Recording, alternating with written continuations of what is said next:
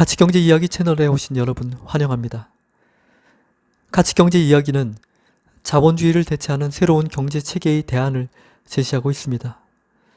시간이라는 가치가 화폐로 돌아가는 공정한 자유시장 경제를 채택하고 있습니다. 그것이 가치주의 경제입니다. 안녕하세요. 가치경제 이야기의 박명준입니다. 오늘은 주식시장의 규모가 커진 것에 대해서 말씀드리려고 합니다. 제목은 23년간 코스닥 시가총액 30배 상승의 의미를 아시나요? 입니다. 먼저 코스닥이 무엇인지 모르시는 분들은 아마 없으시겠죠? 우리나라의 증권시장, 증권거래시장은 코스피라는 시장과 코스닥이라는 시장이 있습니다. 코스피는 우리나라 증권시장이 시작될 때 만들어진 시장이고요. 주로 전통적인 굴뚝산업 위주의 종목들이 많이 포진하고 있습니다. 삼성전자나 현대자동차 같은 회사들이죠. 코스닥은 1996년 7월 1일에 개장을 한 시장이고 주로 IT나 첨단 산업들이 종목으로 포진되어 있고 그 규모는 코스피보다는 작습니다. 올해가 2019년이니까 코스닥이라는 증권시장의 역사는 23년이 된 것인데요. 이 코스닥 시장이 그동안 많이 성장을 했습니다. 코스닥은 1996년 7월 1일 시가총액 7.6조 원으로 시작했다고 합니다. 그리고 2019년 6월 30일 기준으로 시가총액이 239.1조 원이 되었다고 합니다. 23년 만에 시가총액이 대략 31.5배만큼 커진 것입니다. 이 시가총액이라는 것은 각 주식의 총 가격을 모두 더한 금액이고요. 이것이 23년 동안 31.5배만큼 커졌다는 것을 알 수 있습니다. 오늘은 이것이 무슨 의미인지를 함께 생각해 보려고 합니다. 우리나라가 부자가 되었다라는 이야기를 드리는 것도 아니고 우리 경제가 발전했다는 이야기를 드리려는 것도 아닙니다. 결론은 국민들의 부가 이동을 했다는 이야기입니다. 서민들의 재산이 부자들에게로 23년간 이동한 것을 나타내는 이야기입니다. 이게 무슨 이야기인지 이제부터 풀어보도록 하겠습니다. 오늘의 이야기를 풀어가려면 경제 규모에 대해서 설명을 드려야 하고요. 이 경제 규모를 설명하려면 국내 총생산의 변화를 살펴야 합니다. 그리고 인구의 변화와 환율에 대해서도 언급을 해야 합니다. 이런 부분들을 모두 이해해야만 제가 말씀드리는 결론을 이해하실 수 있습니다. 오늘 말씀드릴 결론은 이미 가치경제 이야기 채널에 올린 세상을 멋진 모습으로 바꾸려면 먼저 경제를 바꾸어야 한다의 네 번째 영상에서 설명드린 내용과 같은 맥락입니다. 매우 중요한 이야기이지만 아직 많은 분들이 접하지 않고 이해하지 못하고 계신 것 같아서 다시 한번 말씀드리는 것이고요. 최근에 신문에서 나온 코스닥 시총 30배 상승이라는 기사를 읽고 나서 이 주제에 대해서 말씀을 드려야겠다는 생각이 들어서 준비하게 되었습니다. 먼저 경제 규모에 대한 설명으로 시작을 해야 하는데요. 여러분은 경제 규모가 무엇인지 아시나요? 많이들 들어보셨겠지만 그게 무슨 뜻인지 감이 없으신 분들을 위해서 설명을 드리겠습니다. 경제 규모는 한마디로 우리가 먹고 사는 것의 총량을 의미합니다. 먹고 산다는 것은 무언가를 만들어내어서 그것을 이용하거나 소비하는 것을 말합니다. 만들어지는 것이 눈에 보이고 손에 잡히는 것이라면 제어라고 부를 수 있겠죠. 쌀이나 공산품이나 그리고 눈에 보이진 않아도 전기에너지는 재화에 해당한다고 할 수 있습니다. 우리가 누군가의 도움을 받는다면 그것은 서비스가 만들어지기 때문에 가능한 것입니다. 지하철을 이용하거나 버스를 타거나 하는 것이 서비스가 만들어지기 때문에 가능한 것입니다. 우리가 안전하게 거리를 다닐 수 있는 것은 치안이라는 그리고 국방이라는 서비스가 있기 때문에 가능한 일이겠죠. 이렇듯이 국가 전체에서 만들어지고 이용되는 재화나 서비스의 총량이 바로 경제의 규모입니다. 경제의 규모가 커진다는 뜻은 그 총량이 커진다는 것을 말합니다. 경제가 성장하거나 축소된다는 뜻은 이 총량이 성장하거나 축소된다는 것을 말합니다. 경제의 규모를 말씀드린 이유는 우리가 부자가 되는 것을 수치로 확인해 보기 위한 것입니다. 인구가 그대로인데 경제의 규모가 커진다면 그만큼 우리가 먹고 사는 것이 풍부해진다는 뜻이고 그만큼 부자가 된다는 것을 말하게 됩니다. 코스닥 시장이 시작된 이래로 지금까지 경제 규모의 변화를 알아보기 위해서 국내 총생산이라는 지표를 참조하도록 하겠습니다. 흔히 GDP라고 부르는데요. IMF 통계치를 알아보면 1996년에는 우리나라 국내 총생산이 5,948억 달러였습니다. 그리고 2019년인 지금은 1조 7천억 달러입니다. 지난 23년 동안 국내 총생산이 대략 2.8배 증가했다는 것을 알 수 있습니다. 인구가 늘어나는 것도 감안을 해야 하는데요. 1996년도에는 우리나라의 인구가 4,550만 명이었고요. 지금은 5,130만 명 정도라고 합니다. 그러면 인구는 대략 1.13배 정도 늘어난 것입니다. 인구에 비해서 국내 총생산이 늘어난 비율을 따져보면 지난 23년 동안 2.5배 정도가 됩니다. 즉 개인별로 먹고 사는 규모가 그냥 외형적인 수치상으로는 지난 23년간 2.5배 정도 커진 것이라고 이해하면 될 것입니다. 같은 기간 동안 코스닥 시장의 시가총액이 31.5배가 된 것인데요. 이게 무슨 의미인지 이제부터 따져보도록 하겠습니다. 1996년에는 국내 총생산이 5,948억 달러였는데 그 당시에 환율이 IMF 위기 이전에는 1달러에 800원 수준이었습니다. 따라서 이 환율을 고려해서 국내 총생산을 원화로 표현하면 475조 원 8천억 원 정도입니다. 이것을 전체 인구인 4,550만 명으로 나누면 1인당 1,046만 원이 됩니다. 즉 이대로라면 1인당 연간 1,046만 원이라는 경제 규모의 생활을 할 수 있다는 뜻이 됩니다. 그런데 뜻밖의 외부에 돈이 더 있습니다. 그게 바로 코스닥이 보유하고 있는 7조 원입니다. 이 돈으로 재원화 서비스를 구매하는 것이 가능하기 때문에 실제로 국민들이 누릴 수 있는 경제 규모가 이 돈만큼 줄어들게 됩니다. 475조 5조 8천억 원에서 7조 원의 규모를 제외한 나머지 규모의 경제를 국민들이 나눠서 쓸 수 있는 것입니다. 계산을 해보면 국민 1인당 누릴 수 있는 경제 규모는 연간 1,030만 원이 됩니다. 여기에서 주식은 모두 부자들이 소유하고 있다는 가정을 하는 것이고요. 이 부자들의 인구는 전체 인구에서 그 비율이 미미하기 때문에 무시한다는 가정이 들어가 있습니다. 따라서 원래 1인당 경제 규모에서 코스닥이라는 외부의 금융시장이 가져가는 경제 규모는 1인당 1,046만 원 빼기 1,030만 원인 16만 원이 됩니다.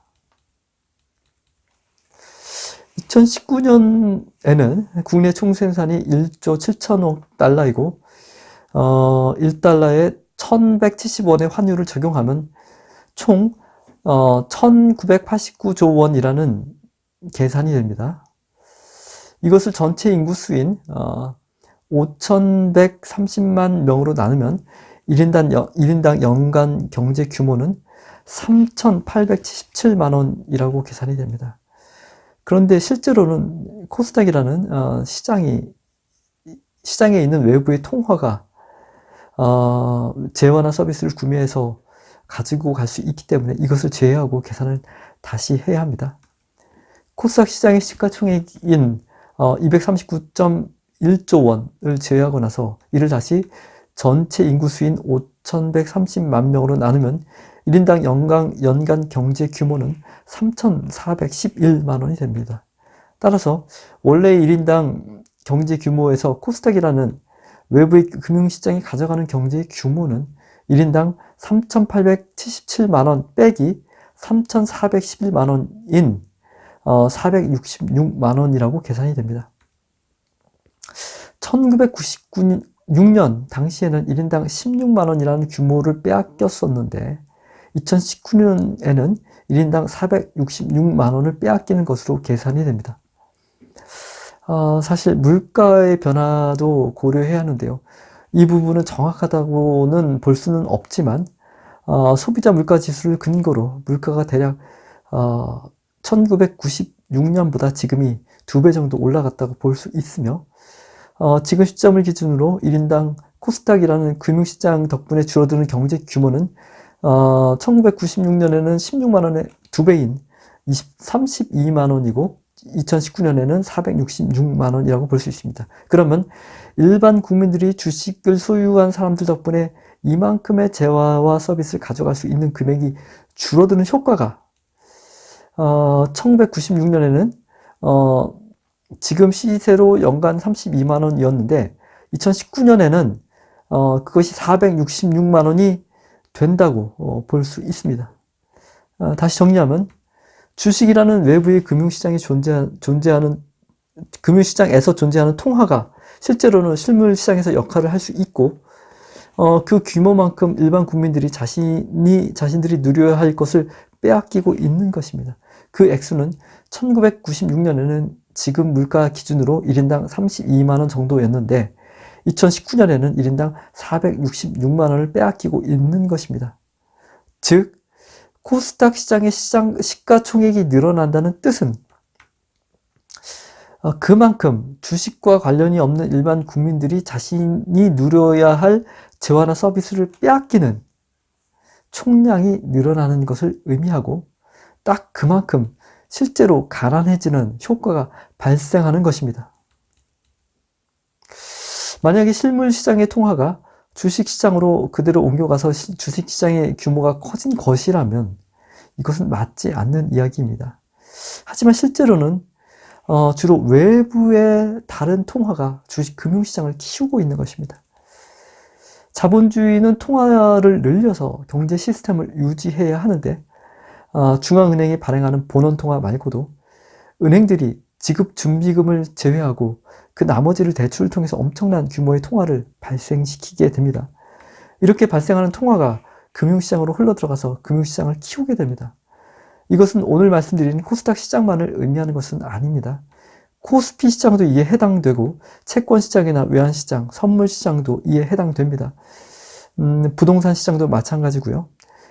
오늘은 코스닥 시장만 언급을 했지만 실제로는 이런 모든 금융시장들이 일으키는 효과를 모두 감안해야 합니다. 금융시장이 가지고 있는 시가총액이 커진다면 그만큼 실물시장에서 일반 국민들이 재화나 서비스를 구매할 수 있는 비율이 줄어들게 됩니다. 자신이 보유하고 있는 통화의 비율이 줄어들기 때문입니다. 주식시장이나 부동산 시장의 시가총액이 커지는 것은 여태껏 지속적으로 일어난 일이었고요. 그동안 금융자산을 보유하지 않은 일반 국민들은 자신도 모르게 자신의 외형적인 자산이 아닌 실질적인 재산을 빼앗기고 있었던 것입니다. 우리나라의 대부호들은 한결같이 주식 부자들입니다. 그냥 보유하고 있는 주식의 가격이 올라가서 부자가 되는 것입니다. 기업을 잘 만들어서 잘 키우고 이것을 주식시장에 상장해서 그 미래의 성장성을 높게 인정받으면 주가가 올라서 대주주는 부자가 되고 대부호가 되는 길을 걷게 됩니다. 그러면 그렇게 부자가 된 대부호의 재산은 어디서 온 것일까요? 외형적으로는 늘어난 통화가 흘러들어가서 부자가 된 것입니다. 하지만 잘 뜯어보면 실제로는 그 돈은 일반 국민들의 호주머니에서 나온 셈이 됩니다. 왜냐하면 금융자산가들의 재산이 늘어나면 나머지 국민들이 실제로 누려야 할 경제 규모의 총량이 줄어들게 되고 딱 그만큼을 금융자산가들이 가져가는 것과 동일한 효과가 발생하기 때문입니다. 만약에 그렇지 않으려면 주식의 거래를 지금의 통화인 원화와 전혀 관련이 없는 다른 거래의 수단으로 해야 할 것입니다. 금융시장의 통화로 실물시장의 재화나 서비스의 구매가 가능하기 때문에 이런 일이 일어나게 됩니다. 금융부자들이 실물 경제에 전혀 이바지하지 않고서도 실물 부자가 되며 실물을 만들어내기 위해서 날마다 뼈 빠지게 일하는 일반 국민들은 그만큼 가난해지고 있는 것입니다. 오늘은 규모가 작은 코스닥 시장만을 살펴본 것이지만 다른 모든 금융시장의 시가총액도 함께 고려해야 합니다. 이것은 부자들의 잘못도 아니고 국민들의 잘못도 아닙니다. 금융시장의 통화를 실물 경제에서 그대로 적용할 수 있도록 한 자본주의라는 경제 체계가 가진 모순 때문입니다. 자본주의 경제에서 금융시장과 실물시장과의 연동을 끊지 않으면 이런 일은 앞으로도 계속해서 일어나게 될 것입니다. 주식이나 부동산을 통해서 돈을 버는 것을 부자들에게 한정해서 말씀을 드렸는데요. 실제로는 일반인들도 꽤 많은 분들이 규모는 작지만 이런 일에 동참하고 있습니다. 우리가 재화나 서비스를 만들어내는 일을 하지 않고도 돈을 번다면 다른 누군가는 손해를 보게 됩니다. 우리가 벌어들인 것만큼 자신도 모르게 빼앗기는 효과가 발생하는 것입니다. 금융은 실물 경제가 아닙니다. 모든 사람들이 금융자산을 더 벌기 위해서 시간을 할애하게 된다면 어떻게 될까요? 그리고 그 시간을 더욱 늘려가서 우리나라 전체의 금융시장의 규모가 100배쯤 커진다면 어떻게 될까요? 그러면 우리가 모두가 부자가 되는 것일까요? 이것은 실물은 늘어나지 않는데 돈만 늘어나는 것입니다. 어차피 우리에게 필요한 것은 돈이 아니라 실물입니다. 모두가 돈을 엄청나게 벌었지만 실제로 나아진 것은 아무것도 없습니다. 누구나 가진 돈의 비율에 따라서 실물을 나누어서 가져가는 비율이 정해지는데 실물 자체가 늘어나지 않았으니 달라질 것은 아무것도 없습니다. 더군다나 사람들이 실물 가치를 만들어내지 않고 오히려 금융시장에서 돈을 벌기 위해서 자신의 시간을 모두 써버린다면 우리에게 필요한 실물은 줄어들게 됩니다. 우리 모두는 더 가난해지는 것입니다. 우리는 실제로 가치 있는 것이 무엇인지 분별할 수 있어야 합니다. 그리고 가치 있는 것은 그만큼 가치가 있다고 인정해야 하며 가치가 없는 것은 가치가 없다는 것을 그대로 적용해서 경제 시스템이 그렇게 돌아가도록 만들어야 합니다. 자본주의 경제는 실물이 아닌 금융자산을 위해서 일을 해야 더 많은 돈을 벌게 됩니다. 그리고 실물의 가치를 만들어내는 기여자들의 정당한 몫이 금융자산가들에게 아무도 모르게 흘러가고 있습니다. 오늘 내용도 조금은 심각했는데요. 오늘은 여기까지입니다. 가치경제 이야기는 다음 영상에서 여러분을 찾아갑니다. 감사합니다.